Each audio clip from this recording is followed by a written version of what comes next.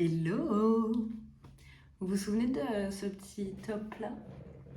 Et ben aujourd'hui on se lance dans un nouveau projet couture et on va faire la jupe qui va avec pour enfin avoir un ensemble en lin. Je vous emmène avec moi, c'est parti!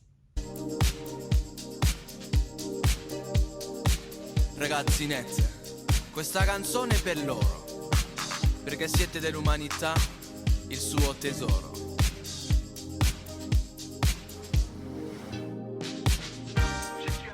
Donc pour ça, j'ai repris le patron d'une jupe de ma mère. Celui-ci, ne jugez pas le tissu, c'est pas l'objectif ici. Mais en gros, c'est une jupe toute simple qui se ferme comme ça, tout simplement. Et l'idée, c'est que je fasse exactement la même chose avec mon lin que j'ai ici. Bon, malheureusement, j'avais déjà au préalable fait quelques essais. Et du coup, j'ai dû couper mon tissu en deux parties au lieu qu'une. Mais voilà, pour vous expliquer, c'est pas bien compliqué. Il vous suffit de faire un grand rectangle de 1 mètre sur 1,40 m en prenant bien évidemment en compte les marges de couture et les ourlets que vous allez faire. Donc voilà, j'ai mes deux morceaux et on va venir coudre directement. On va déjà venir assembler ces deux morceaux là et ensuite on va venir faire tous nos ourlets sur les côtés. Et ensuite, on aura quelques pinces à faire tout le long, la ceinture, ajouter les boutons et ce sera fini. Normalement, c'est pas bien compliqué, ça devrait bien se passer. Premièrement, ce qu'on va faire.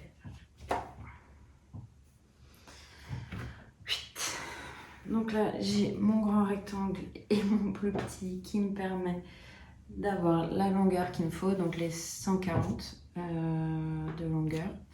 Et là, ce que je vais faire, c'est que je vais venir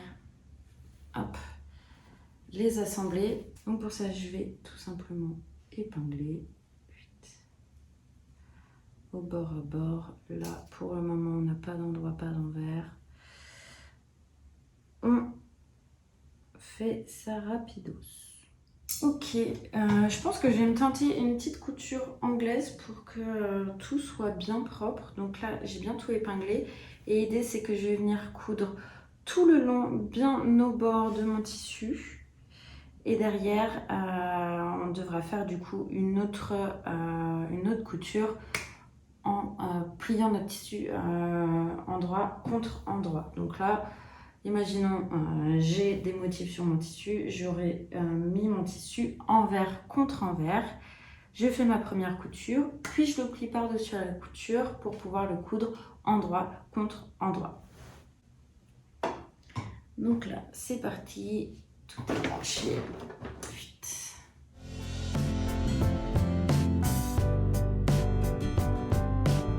Donc là, ma première couture est faite, je vais venir la repasser pour avoir un pli qui est bien propre et du coup avoir une couture bien propre.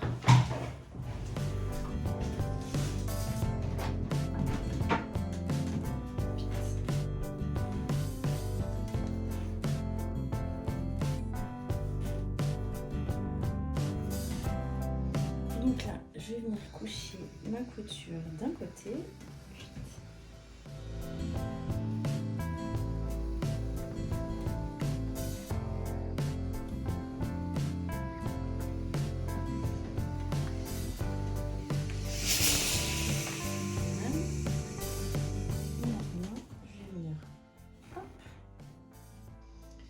Et je vais repasser ici sur la couture.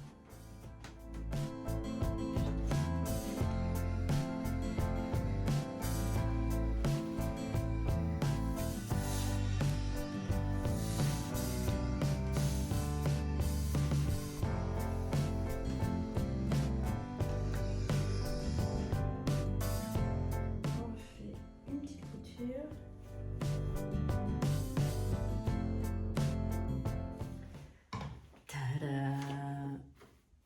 C'est tout propre et même à l'intérieur c'est nickel.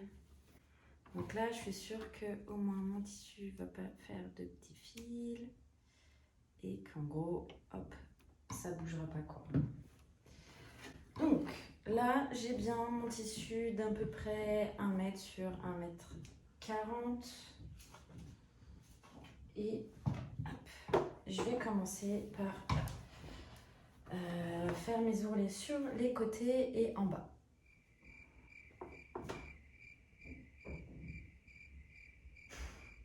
Je pense que c'est ce qu'il faut que je fasse. Donc on passe à l'étape repassage pour bien marquer tout ça au fer. On va faire des doubles ourlets pour encore une fois être sûr que rien ne bouge.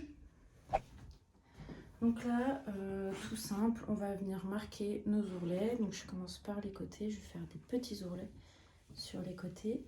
Et je vais venir du coup repasser 2 fois pour faire un double ourlet tout simplement. Ça. Et on replie une deuxième fois.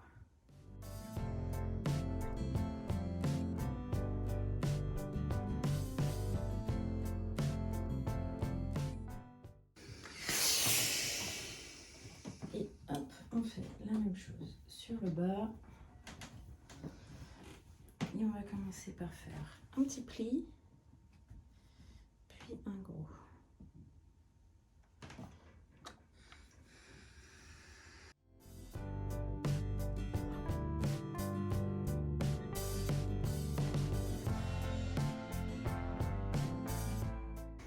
Et maintenant, on vient coudre tous nos ourlets.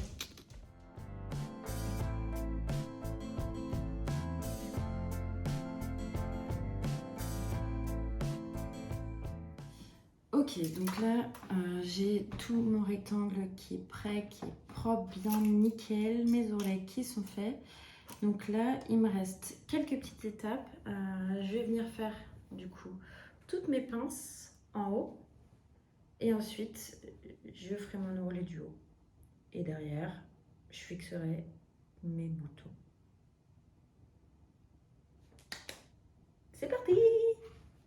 Donc là, c'est ma jupe de base. Sur ma jupe de base, j'ai 1, 2, 3, 4, 5, 6, 7. J'ai 8 pinces, dont 2 grandes. Donc là, l'idée, c'est que je vais aller marquer là où je dois faire mes pinces.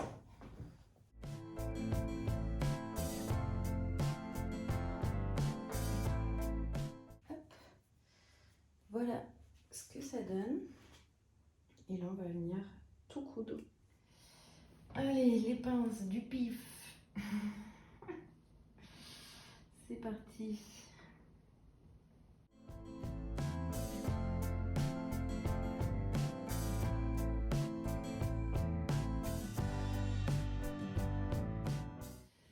Tada! C'est trop cool. Ok, et ben j'ai plus que mon ourlet du haut à faire, donc je vais passer par la case repassage. Et puis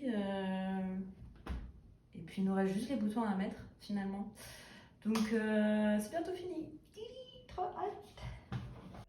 Elle est comme baby, baby. Et j'ai compris tellement de choses. Oh my god, tu sens que je vrille. J'essaie de suivre, de prendre le rythme. C'est vrai, souvent je suis pas dedans. Je sens que je vrille, que je perds le fil.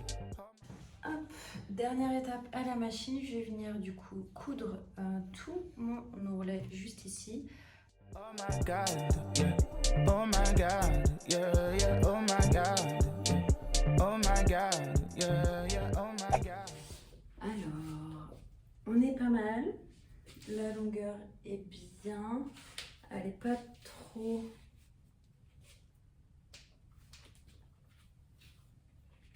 Elle est plutôt bien au niveau de la largeur, je pense. Seul souci, c'est à la taille. J'ai la taille fine et du coup, là, c'est trop large. Donc, il va falloir que je refasse mes pinces.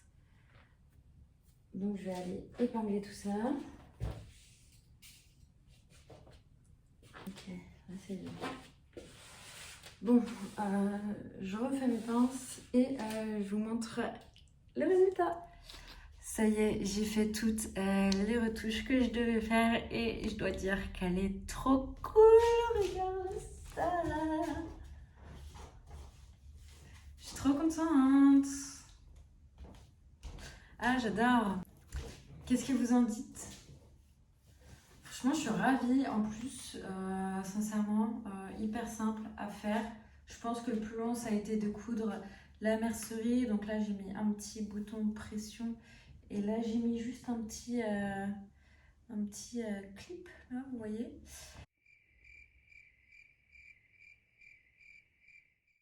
Et hop, le tour est joué. Donc voilà.